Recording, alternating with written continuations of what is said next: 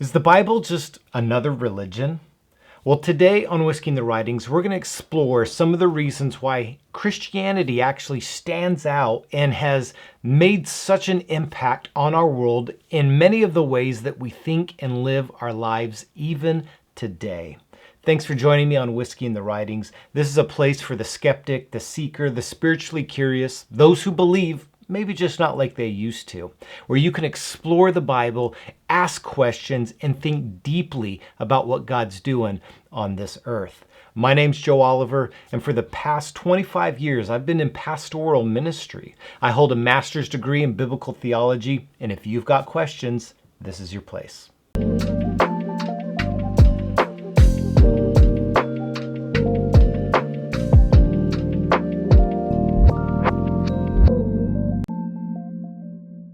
Hi, everybody. On today's episode of Whiskey and the Writings, we're going to be exploring Christianity and how Christianity has actually impacted our lives today in ways that maybe you don't realize it. If you're spiritually curious, you're skeptic, you're de-churched or deconstructing, and you're wondering if Christianity is even worth pursuing, this video is going to be for you, because what I think when we look at the scope of the Christian influence on our world, we're actually going to be surprised to see that many of the things, the values, the ideas, and the concepts that we hold very dear today in many of our Western churches actually is from a Christian thought and point of view. And so we're going to look at some of those things today on this episode and really just talk about why Christianity is still a viable option for you even today. So I'm so glad that you're here, that you've joined us on this special edition episode, and I'll explain why here in a second. Let's get into the whiskey.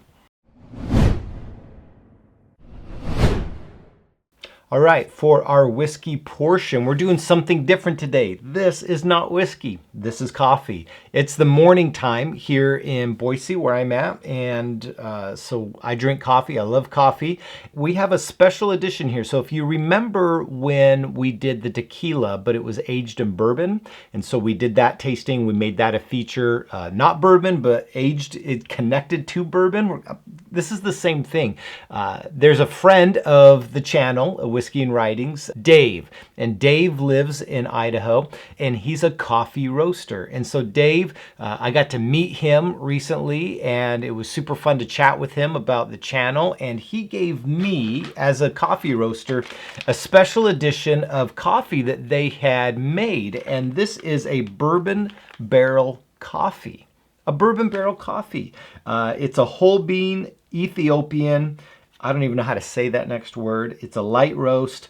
It's been aged 15 days in a bourbon barrel. And so they made this coffee here. I poured it out. I got to seal it so I keep the flavor. And I love coffee. I'm a coffee drinker every morning. I've been drinking coffee since I was a kid, so I love it.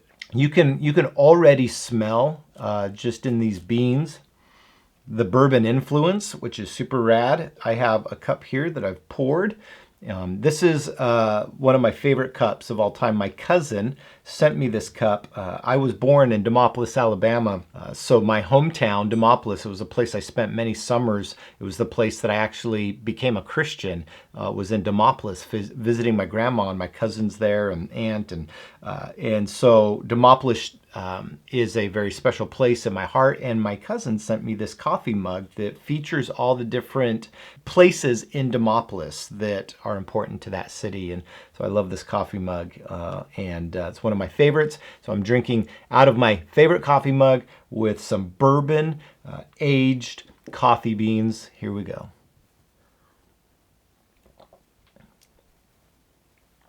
Yes, already, I mean, you can just smell the bourbon influence, and just, I like the light roast. I'm not a dark roast coffee drinker. It's sitting on my tongue. It's got a lot of flavor. This is really good, Dave. And again, I love that smell of the bourbon. Dave, thank you. This is really good. And so we're featuring this today on the channel, and shout out to Dave, the roaster, friend of the channel. We're so appreciative that for this and being able to try it here on this episode of Whiskey and the Writings. Let's dive in. All right, folks, like we said at the beginning, we're going to dive into a thought process about the Christian faith and what makes it significant and stand out in and amongst many different options that you may have out there. And again, this isn't to disparage any other world religion or religious thought. It's just simply to hone in on Christianity and ask questions about why would this matter? Why is this worth investigating and trusting? And I want to start out with clearly Jesus. So as we explore like what makes Christianity significant and even different to some degree is the person of Jesus. What Jesus said, what he did, what he taught. I want to point us to a story in the Gospel of Luke that I think encapsulates one of the primary ethics of Jesus and his kingdom and what he expects of his followers, people of his kingdom, people who submit to Jesus as being the way forward to model their lives. Jesus makes it very clear what he expects from us. And there's one particular story in the Gospel of Luke, the biography of Luke, where this is famously in Matthew's biography. You have what's called the Sermon on the Mount. There's 3 chapters in 5, 6, and 7 of the Matthew biography. And Luke's biography, he does have this sermon, but it's a condensed version of it. Luke doesn't go into all the detail that Matthew does in telling the story.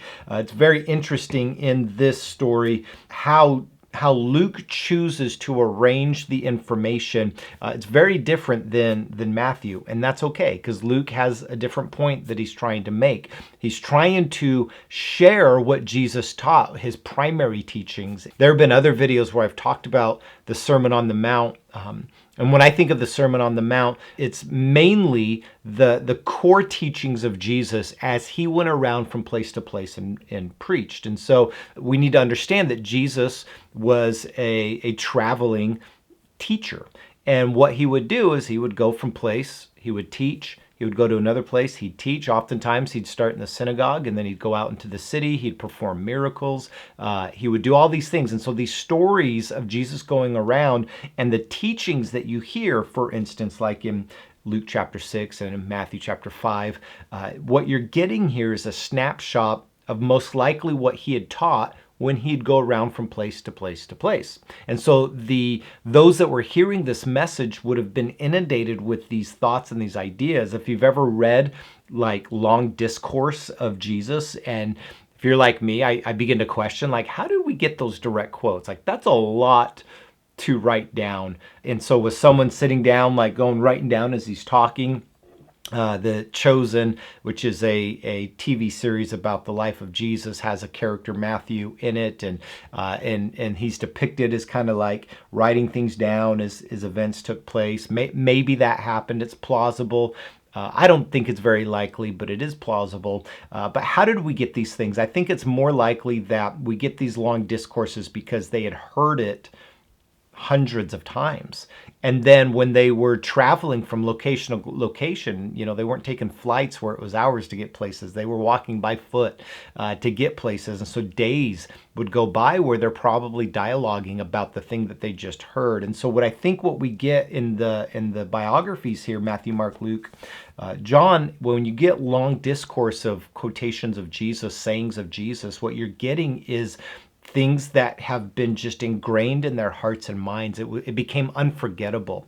There's even some scholarly work being done that says that what we have in the sayings of Jesus can actually be more like sound bites that would have been repetition, ways for memorization.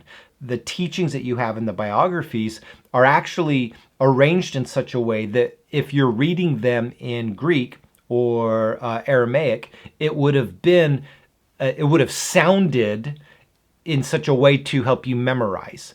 So there's lots of thoughts about that. That's not this video.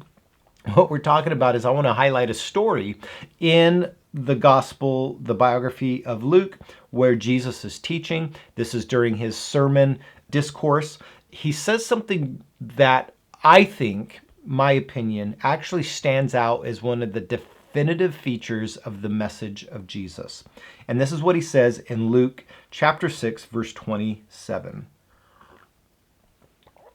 But I say to you who are listening, love your enemies, do good to those who hate you, bless those who curse you, pray for those who mistreat you. To the person who strikes you on the cheek, offer the other as well. And from the person who takes away your coat, do not withhold your tunic either. Give to everyone who asks you, and do not ask for your possessions back from that person who takes them away.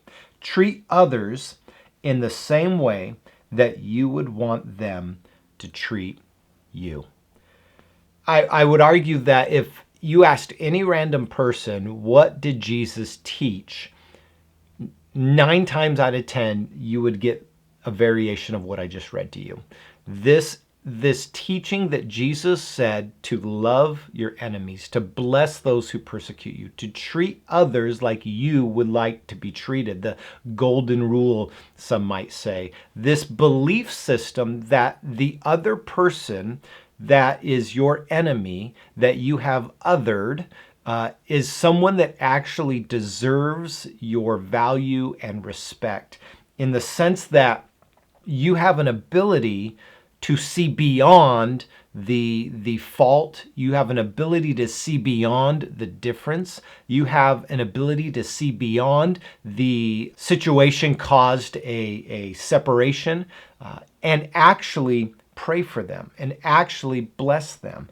And actually treat them in a way that you would want to be treated. This is such a primary core ethic of the way of Jesus. And here's the difference in Christianity. Christians don't treat others well simply because they want to. We would hope that they want to. We would hope that that becomes the motivation of your heart, that you want to do it. But the difference in Christianity is that you don't get a choice. If you are a follower of Jesus right now and you're listening to this, you don't have a choice. The kingdom of God, the kingdom ethic, the primary teaching of Jesus was an ethic of not othering other people.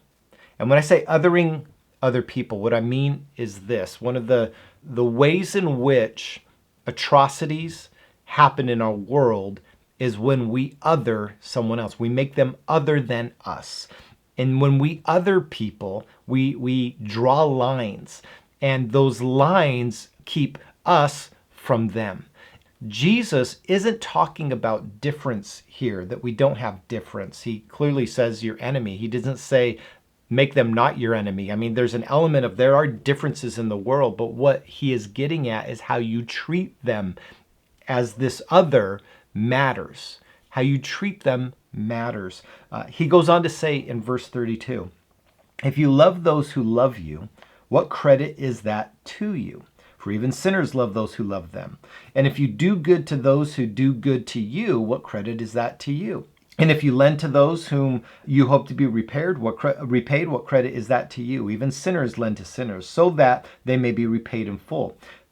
Verse 35, but love your enemies, and do good, and lend expecting nothing back. Then your reward will be great, and you will be the sons of the Most High, because he is kind to ungrateful and evil people. Be merciful, just as your Father is merciful. This section here is such an important piece of what it means to be a follower of Jesus. You don't have a choice. Right? So he talks about doing good, right? He says at the beginning, he says, bless those who curse you, pray for those who mistreat you, do good to those who hate you. That's in verse 27. At the end here, he says 35, but love your enemies and do good. So twice here, he at the beginning, do good, at the end, do good. And anyone can do good, right? Like, there are great people out there that are not followers of Jesus. There are people that do good all the time that don't even look in the way of Jesus. And that's good that they do that. But here's the difference in Christianity. People that do good, that don't know Jesus or care about Christianity, they do good because they have their own will to do so. They are making their own decision to do good. Christians don't have a choice. So when you see Christians acting in a way that is not good towards other people, they are not acting in the way of Christ. They're not acting in the way of Christ. Jesus said, love your enemy, bless those who persecute you, do good to those around you, treat people like you would want to be treated. This is the core primary ethic of Jesus. And that ethic, and the reason why I'm going into detail about this is because it sets the stage for why Christianity has mattered through the centuries, because people took this seriously. People in the world took this seriously. And I want to explore with you some of those ways that Christians have expressed this going forward. And we're going to look at that in the I'm Just Saying. That's coming up right now. Okay, for this portion of I'm Just Saying, I want to look at a few moments in history, in Christian history, that I think are definitive of what we were just talking about, doing good to others and how that impacted the rest of the world. And so the first person I want to look at is a guy named Basil of Caesarea. Basil of Caesarea. He was a leader in the church in the 300s, and particularly around the years 365, Basil did something that was unknown in the world at that time, as far as we know it. As far as we know it, this was unknown. Basil Caesarea took so literally the teachings of Jesus. He created something out of nothing in the way of Jesus. And today, every single one of you watching this video has benefited from Basil Caesarea, and you don't even know it. So what did he do? Well, Basil of Caesarea lived in a time where the health system in the Roman Empire was non-existent. There were not hospitals like we think of hospitals in the ancient world. We have here St. Alphonsus, we have a St. Luke's, or even urgent care. And if I were to break an arm, if I were to have a sickness, I could go to that hospital and they would care for me. It's open to the public. Yeah, you got to pay for it. All these things. That was an idea that did not exist in the ancient world. Were there healthcare and places where people could get healing in the ancient world? Yes, but here's the difference. The Roman armies had a system to care for soldiers that got injured. And that was to the benefit of the Roman Empire, because you have a soldier that gets a cut or gets a wound, a shot. Caring for them benefits your army because you can get them back into the battle or whatever. And so the Roman authorities had systems, hospitals, areas where soldiers could actually get help. But that was not a public offering. A random person couldn't walk off the street and get the benefit of that medical support. The rich and the elite had doctors that could come to them. They would hire medical doctors to come to them into their home, and they had the means to do that. But again, that wasn't a public offering that just anybody off the street that had a cough or a cold could walk into and get support and healing. And so the common place where people would go for healing was different oracles or different pagan rituals to hopefully ward off. You have stories of people that would lay next to pools that they believed had healing properties just to get healed of whatever they had. And those things existed for the public, but nothing that was organized to actually support the broad population until Basil of Caesarea. Basil of Caesarea in the years of the 360 AD created houses that were specifically meant to care for the sick and the needy and the destitute. And what made this unique in human history was that these houses had full-time residents living in it, nurses living in it, that were there 24/7 to care for people. And it wasn't just like a hospital to mend a broken arm. It was more than that. This was a place where elderly, so it acted as a hospice. The elderly could go and get full-time care. This was a place where women could go and get care, where babies could go and get care. It was a poorhouse as well, where those who were destitute financially can go and find a bed to sleep in. This concept of these houses, that Basil created, was a new concept at that time in that world, in where they were at. And it actually revolutionized the way that we actually work for healthcare in our world today. Now, why did Basil do that? Why would someone be compelled to actually care for people in this way? And it comes from the ethic of Jesus. The hospitals were a theological invention, meaning this, that the reason why Basil went to the effort to create these houses and these homes is because he believed that it was a theological problem to solve. And here's why. In places like Matthew chapter 25, you have an analogy that Jesus gives about what it looks like to care, and how God views those that are in this world that we are put in charge to care for. And he says this, "For I was hungry and you gave me food. I was thirsty and you gave me something to drink. I was a stranger and you invited me in. I was naked and you gave me clothing. I was sick and you took care of me. I was in prison and you visited me." Verse 37, "Then the righteous will say, 'Lord, when did we see you hungry and feed you, or thirsty and give you something to drink? When did we see you a stranger, invite you in, or naked and clothe you? When did we see you sick or in prison and visit you?'" Verse 40, "And the king will answer them, 'I tell you the truth, just as you did it for one of the least of these brothers or sisters of mine, you did it for me.'"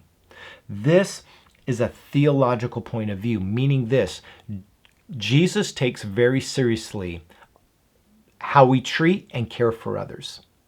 And so for Basil of Caesarea, he took those words literally and acted upon them and created a system of healthcare that we benefit from today. So every time you go to a hospital for care, you should be thanking Basil of Caesarea and his belief that Jesus meant what he said, that we need to care for people. That came directly from Jesus. Okay, so the next area that I think Christianity made a significant impact was in regard to a Roman law. Have you ever heard of the Roman law exposure? If you hadn't, that's okay. Many people haven't. But what the Roman law of exposure was, a law that permitted a citizen to discard a baby that was unwanted, i.e. a female child or a disfigured child. There was a Roman law that actually permitted a citizen to take that newborn and set it outside the house and let it die of the elements. And then when the trash would be picked up off the street, this baby, dead baby, would be picked up with it. Now, for us, we go, that is grotesque. That is barbaric. But there was actually a Roman law permitting it at the time of early Christianity and the origins of Christianity. As it began to grow in the 1st, 2nd, and 3rd century, these were the practices that were happening around them. And in fact, we actually have in antiquity a letter written by a Roman soldier who is off at war, and he's writing back to his wife, giving her instructions and catching up and writing a very loving letter back to her. His name, the Roman soldier, is Hilarion. And so what he does is he writes this letter, and he's saying in the letter, "Hey, I miss you. We're here at war. We're on the battlefield, and I'm looking forward to come home soon. Hopefully I'll be able to get home soon." He says, "I'm going to send you my paycheck," because Roman soldiers got paid for their work. he says, I'm going to send you my paycheck so that you have that money. And he's aware that his wife is about to give birth. And he says in the letter, if it's a boy, keep it. If it's a girl, expose it. Get rid of it. And what he's talking about is this real law and belief that a female child was less valuable than a male child. And he's saying just disregard it. So why is that important? And you can Google it, you can look it up. It's a widely known thing in scholarship, but that letter. But why is that important? Well, what had happened was that as Christianity began to take off, Christians began to, when they would see a child exposed, set aside, they would take up that child and care for it. They would adopt the child. So there was a reputation going around that Christians were the ones that were actually going in and adopting these children. Now, why would Christians do that? Why would Christians think it necessary to see that baby and rescue it? We take it for granted today that of course they should. That's the way it should be. But if that's your point of view, which it should be, you would have been a minority in the early centuries of Christianity, because the wide population of Greco-Roman thought would have thought it normal to do that. It were the Christians that said that's not right.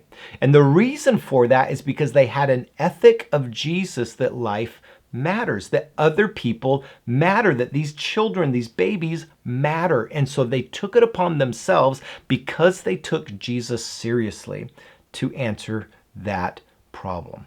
What a beautiful story of the impact. So for us today, like with Basil of Caesarea in hospitals and these Christians who would pick up children that have been exposed, these ethics of human life, humans matter, that we should care for people in need, are directly correlated. The things that we value today in Western civilization as values that even non-religious people go, yeah, we should do that, that's an important thing, is a Christian idea. It is a Jesus ethic.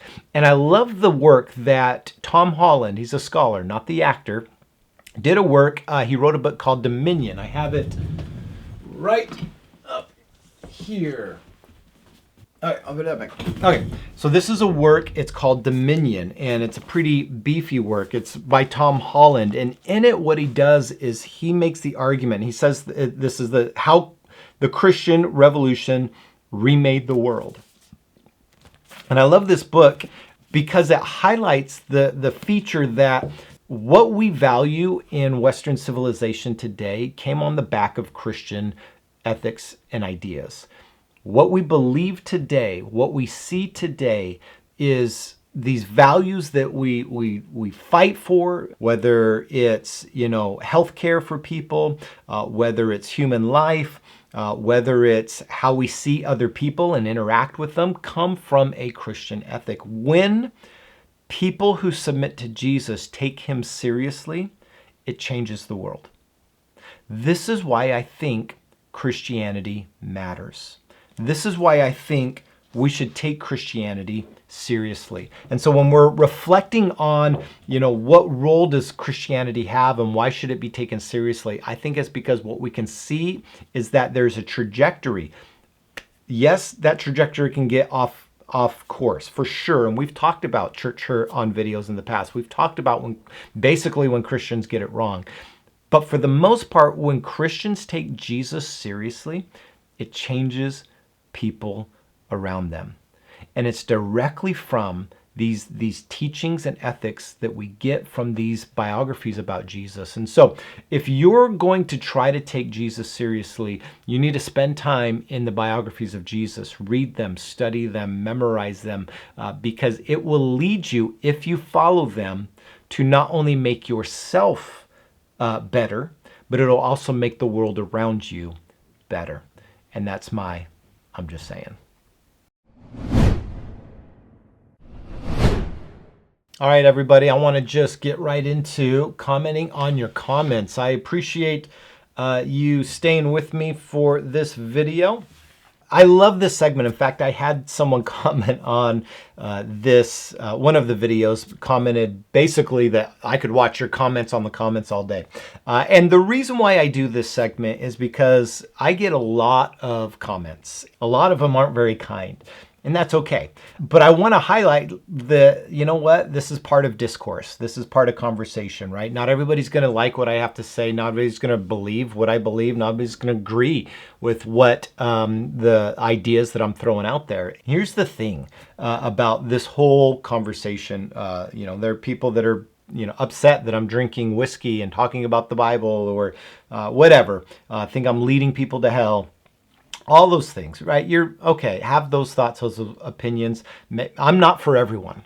And I know that. I'm not saying that everything that I say on this channel is absolutely perfect. In fact, I'll probably get a lot wrong, and that's okay. A lot of people are trying to challenge me that I got some things wrong, and that's okay too. And so part of doing this comments on your comments is just to highlight sometimes the absurdity of the web and putting thoughts out into the web and how much, visceral kind of reaction people have to just things that I'm saying. And that's just the world we live in today, and that's okay. So we're going to feature some comments. Sometimes I feature some good ones. I appreciate you out there that are commenting and saying some very kind things. But today I'm going to highlight a couple that were a bit upset at some things that I said. So the first one we're going to look at, this is Joshua Cooley, 1417 or 1417. Joshua Cooley, 1417.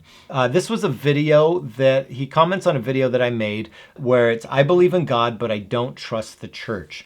I gotta say, this video kind of went viral, like in a small v, lowercase v way. It got the most views. It got a ton of subscribers to the channel. I mean, it was almost shocking, like thousands of people watching this video. It's by far the most watched video I have. I have a lot of shorts that get a lot of views, but as a long form video, this one has got the most. And boy, it was a lot of people were upset. And I think what a lot of people were upset about is that they were thinking that I'm saying that you don't need the community of God's people, or what we want to call the church. So the argument is like, people maybe saw the opening clip but didn't watch the whole video. And if you're watching this, I just want to encourage you, watch the whole video. If you're going to make a comment, watch the whole video, right? Like, quote a timestamp in the video where I say something to show that you're actually watching it. Don't just look at a header. Don't just look at the first minute where I'm actually trying to be provocative in my statements. Watch the video, because you'll see in the video that I recommend churches. You see in the video I recommend communities where you can grow in discipleship. So clearly I'm not saying you don't need other people. But this person, and I don't know, Joshua, if you actually watched the video in its entirety or not, but you said this, in objective principle, leaving the church is leaving God. According to the Bible, the church is Jesus Christ. Ephesians 1:23. The church is the fullness of Jesus Christ. All that he is present in the church. To leave it is to reject him. However, the subjective reality needs to be considered as well. First, it is entirely possible that your church is not the church. So you'd have to be clear about what church you are leaving behind. I appreciate this statement because, again, I think it highlights this fallacy that I'm talking about God's people. So the word church there in the Koine Greek just means a fellowship of people, a calling out of people. So it's a group of people that move into a space where they are unified in their worship of Jesus and devotion to Jesus. And so when I talk about the church, I'm not necessarily talking about collecting of people in God's name. I'm talking about these local chapters of churches that simply cause hurt and pain. And you don't have to be married to that. You can leave that. You have permission to leave that if it's not a healthy place. I would argue and hope that you make every effort to leave with peace and that you give the leader of that church an opportunity to dialogue with you, as long as it's safe to do so. But what I'm talking about here is not the like, you can go it alone. I'm talking about you need people around you, and that is the church, other people that you move forward with in community. That is an important part of the Christian walk, is community. And so I don't believe you can do it alone. I do believe that Jesus never leaves you. I do believe that if you are in Christ, he is in you. And I also then, step two is that you move into a community of others that can help you grow and mature in that walk with Jesus. So that's my point. Thanks, Joshua, for your comment, and I kind of agree with you. So there's that. Then there was another comment on a short that I did off of that video. So little behind the scenes here. When I make a video, then I chop it into some shorts that I distribute throughout the rest of the week on Instagram and YouTube and Facebook. And so they're like little clips of my video, and then I link to the video to see more. Well, sometimes people just see the shorts and they comment on the shorts, and this guy did. This guy, his handle is at T-Sharp. T-Sharp. Man, you and I had a little back and forth in our comments. I'm not going to read all of it, but I do want to respond to your opening statement. So you said this: this ideology is dangerously close to Jesus was just a good guy. A position devoid of historical understanding or desire for truth. No, the Bible is true and must be affirmed and supported as such with the evidence we have. To brush that off is to kill the faith. It isn't just some hopey-dopey idea of wisdom that brings us to the text. It has wisdom, yes, but we need to read it for the truth. And, here's the thing, T-Sharp, you want to challenge me here, but you actually didn't watch the video. So go back and watch the video. Do your homework before you start talking. That's my directness to you, man. I never once said it wasn't true. I actually do believe it's true. I often also think that the way people read it may not be true. And so I am interested in exploring the wisdom that it has. I can argue about how we got the text. I can argue about how we got Matthew, Mark, Luke, and John, the reliability of the text, the manuscript evidence supporting the text. We can look at the Koine Greek if you want. We can look at the Hebrew if you want. But that's not the point of this channel. I do believe the Bible's true, and I do support what it says. I probably don't support what you think it says, though. That's okay. That's our difference. I'm not afraid of the conversation about that. I think you collude two different things in your statement. I think Jesus was a good guy. I think he was more than a good guy. And I think his more than a good guy, as the Son of God, is why Christianity endures today. If Jesus was just a good guy, some random dude that we have some teachings about, we would not even have a Bible. Do you understand that? Like, the fact that Jesus was who he said he was and that he resurrected is why these texts have been preserved in the way that they've been preserved. It's because Jesus was more than just a good guy. My point in this, though, is that what we see in the teachings of Jesus offer us wisdom in how we actually activate our faith today. I talked about in the video today, Basil of Caesarea. His actions in creating hospitals are directly correlated to the wisdom that he gained from the teaching of Jesus that activated his faith to do something about it. And the wisdom that he had was that he created something that Jesus never explicitly said he needed to create. Nowhere do the biographies of Jesus say that Jesus then turned and said, hey, one day, Basil of Caesarea, if you're reading this, I want you to create a house where you care for, you create a hospice, a poorhouse, and a hospital all in one. And I want you to have live-in nurses that stay there 24/7 to care for people. He doesn't say that. What he does say is you should care for the sick. And when you do care for the sick, you're actually caring for me. And Basil used that as the wisdom to create hospitals. Do you understand the logic? So first off, I'm not here to debate online, and guys can go back and look because you can kind of see me fired up right now, and that's okay. But T-Sharp, I think you're missing the point here.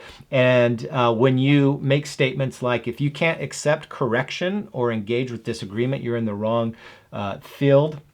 I'm happy to hear different points of views, but you also need to be ready that when you say you try to correct me, that I may not actually care what you think. I'm here just sharing what God is doing in my heart, and I'm sharing it through whiskey and the writings. And today I'm sharing it through coffee and the writings and bourbon barrels. And I want to thank you for watching and engaging with us. And I will share more commenting on your comments here in the future. So thank you for joining me today on this episode of Whiskey and the Writings. We'll catch you next time. And good morning and cheers.